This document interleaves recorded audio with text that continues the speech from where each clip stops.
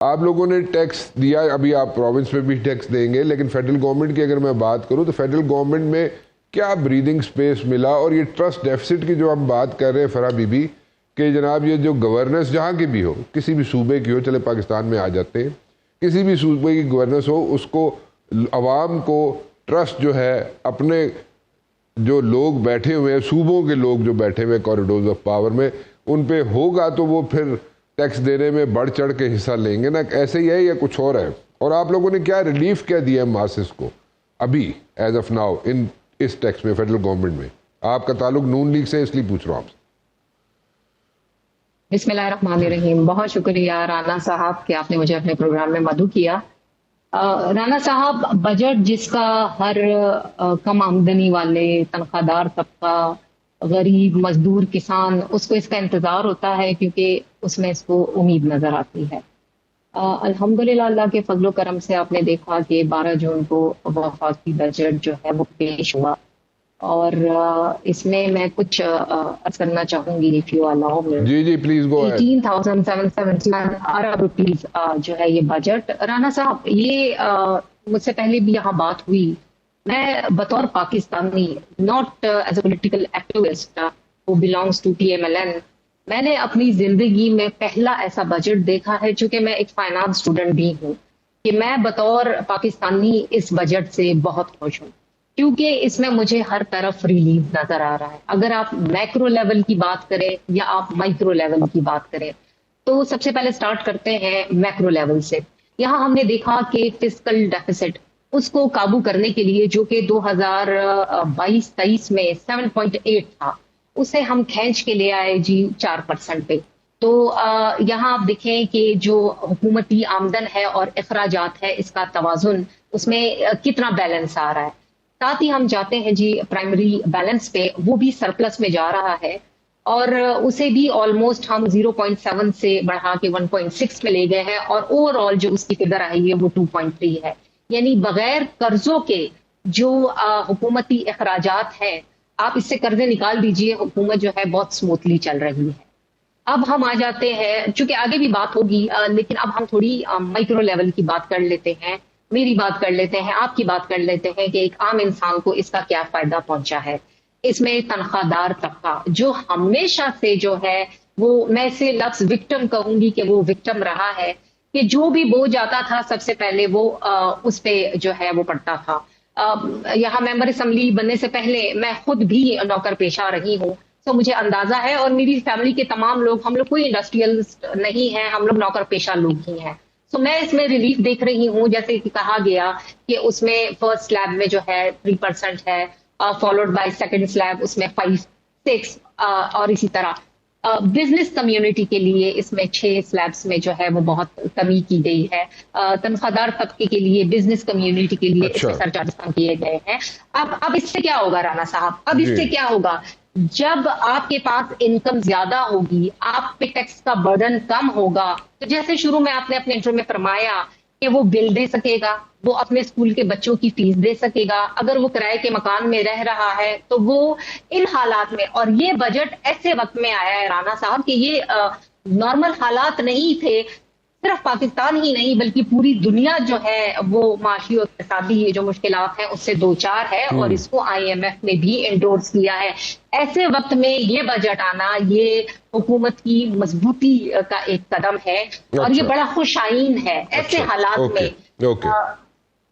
جی جی please complete کریں آپ. جی جی جی فرح بی بی کمپلیٹ کیجیے بات. جی تو میں آگے عرض کرتی چلوں کہ ہمیشہ سے ہم انڈسٹری کی, LSM کی اور سروسز کی, یہ اگر ہم 2-3 سال پیچھے چلے جائیں یا ہم 4 سالوں کا موازنہ کریں, تو آپ یقین کریں رانا صاحب یہ نیگیٹو میں تھی. تو انڈسٹری اگر پازیٹیو میں آ رہی ہے, LSM پازیٹیو میں آ رہا ہے, اور یہ لارج سکیل ہے, اس میں آپ کا ٹیکسٹائل ہے, اس میں آپ کا فارماسیوٹیکل ہے, اس میں آپ کی تمام بڑی انڈسٹریز ہیں, اور سروسز جو بینکنگ سے شروع ہو کے تعلیم اور صحت تک جاتی ہے, اس کا آل ٹوگیدر پازیٹیوٹی میں کنورٹ ہونا اور بڑے اچھے فگرز دینا. جیسے میں یہاں اس کو کوٹ کرنا چاہوں گی کہ انڈسٹری 3.51 پہ گئی ہے, 6.1 پہ گیا ہے, اور سروسز آپ کی 4.09 پہ گئی ہے. رانا صاحب یہ جو انڈسٹری ہے یہ -3.9 پہ تھی, اور جو آپ کی LSM ہے یہ -9.8 پہ تھی، -9.8 سے یہ آئی ہے 6.1 پہ. اور جو سروسز ہیں اس نے تو کمال ہی کر دیا، یہ بہت بڑا کنٹریبیوٹر ہے اس بار جو ہمارے بجٹ میں جس کی بڑی ایڈیشن ہے GDP، وہ -0.04 پہ. تو ایسے میں معیشت کا پہیہ چلا ہے جو کہ زنگ ہو گیا تھا، جو کہ بالکل رک گیا تھا.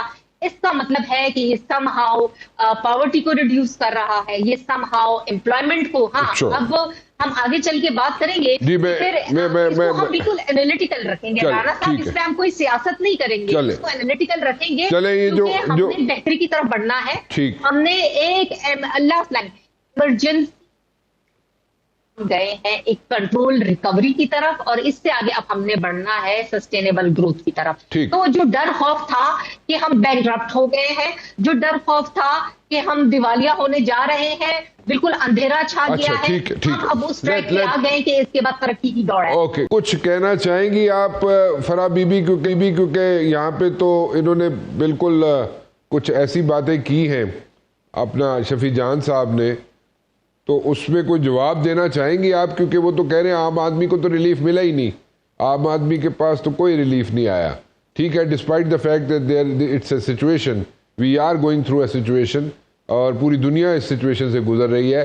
لیکن میرا تو خیال تھا کوئی بریدنگ سپیس مل جائے گا کہ جناب اس میں ہوتے ہوئے، اس سچویشن میں رہتے ہوئے، یہ بجٹ جو بنایا گیا ہے اس میں کوئی کرتب بھی دکھایا ہے حکومت نے اور پازیٹیو سینس میں. لیکن شفیع جان صاحب کوئی اس میں کوئی ایج دینے کے لیے تیار نہیں ہے حکومت کو. آپ کچھ اس پہ ایکسپلین کرنا چاہیں گی بی بی؟ جی رانا صاحب، میرے بھائی نے جو فرمایا، بس میں ان سے یہ سجیسٹ کروں گی کہ وہ ایک دفعہ جو ہے اکنامک سروے کو بھی گو تھرو کر لیں اور اس بجٹ کو بھی ڈیٹیل سے پڑھ لیں. یہ بہت آسان اور سادہ الفاظ میں ہے جو کہ ہر ایک کی سمجھ میں آتا ہے. انہوں نے انفلیشن کی بات کی، پتہ نہیں انہوں نے انفلیشن کہاں تک پہنچا دی، 10 تک پہنچا دی، جبکہ ہدف جو پچھلے بجٹ کا تھا وہ 7.5 تھا. باوجود اس کے جو انفلیشن ہے وہ 6.2 رہی. اور اس میں جو آخری مارچ کا مہینہ تھا، چونکہ وہ ایران اور امریکہ کی جنگ کی وجہ سے 10% ایڈ ہوا. میں تھوڑا سا آپ کے ساتھ کچھ فگرز شیئر کرنا چاہوں گی. جو دنیا میں بھوچال آیا ہے اور اس صورت میں بھی پاکستان نے جو ہے اپنے آپ کو سنبھالا ہے. IMF کہتا ہے کہ جو ورلڈ ٹریڈ ہے، جو دنیا میں تجارت ہوتی تھی، اگر تو وہ 2025 میں 5.6 پہ تھی تو وہ ڈراپ ہو کے 2 پہ آ گئی ہے. اور اسی طرح اگر ہم اس کی انفلیشن دیکھیں تو وہ اگر 3 یا 4 پہ تھی تو وہ آگے جا کے جو ہے انہی حالات کی وجہ سے 9-10 پہ پہنچ جاتی ہے. تو پاکستان بھی اس دنیا کا حصہ ہے، اس سے بھی یہ اثرات آئے ہیں. لیکن باوجود اس کے آپ دیکھیں کہ پیٹرول کی کوئی قلت نہ رہی، اور جو ہے پیٹرول، لیکن بی بی پیٹرول جو ہے نہیں، میں بالکل آپ کو ہی موقع دوں گا. لیکن پیٹرول کی اگر آپ بات کریں، ٹھیک ہے آپ نے پیٹرول کی قلت نہیں ہونے دی حکومت نے، but at the very same time petrol کی قیمتیں تو لیویز کو اگر چیک کریں، اس کو ذرا کاؤنٹ ڈاؤن کریں لیوی کو، تو that has gone like tremendously high. وہ تو بہت زیادہ اوپر چلی گئی. میں آپ سے گزارش مہربانی. یہ حقیقت ہے کہ پیٹرول کی پرائسز جو ہے وہ 410 تک گئی. لیکن اب دیکھیں آج ہفتہ ہے، کل جمعہ تھا، یہ فگرز نیچے اتر کے 373 پہ آئی ہیں پیٹرول کی اور 378 پہ آئی ہیں ڈیزل کی. 128 بلین سبسڈی دی گئی ہے. اس کی جو مثال یہ لوگ دیتے ہیں کہ جی انڈیا میں ایسا نہیں ہوا، فلانے ملک میں ایسا نہیں ہوا، اس ملک میں ایسا نہیں ہوا، ان کے ڈائنامکس چینج ہے رانا صاحب. وہ جو ہے وہ ٹریلینز میں چل رہی ہے وہ اکانومی. ہم نے اپنی اکانومی کو جب یہ چھوڑ کے گئے تھے تو وہ 320 پہ تھی.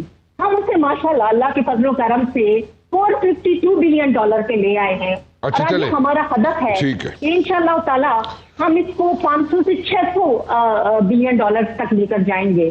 یہ حالات آ گئے. لیکن آپ اس کو کیسے جسٹیفائی کریں گے؟ آپ اس چیز کو بی کیسے جسٹیفائی کریں گے کہ جناب جو آپ لے رہے ہیں، جو قرضے آپ لے رہے ہیں، اس کا انٹرسٹ جو ہے وہ کتنا دیتے ہیں آپ، اور کتنا قرضہ لیتے ہیں آپ، کتنے % آپ جو ہے قرضے کا سود دے رہے ہوتے ہیں، اس کو کیسے جسٹیفائی کریں گے؟ میرے خیال میں شفیع جان صاحب سے پوچھ لیتے ہیں. شفیع جان صاحب میں بتانا چاہوں گی جی پلیز ویری کوئکلی. अच्छा, हमने 4,900 बिलियन का बलस वक्त जो है वो कर्जे अदा किए। 23% हमारे कर्जों में जो है वो कमी आई है।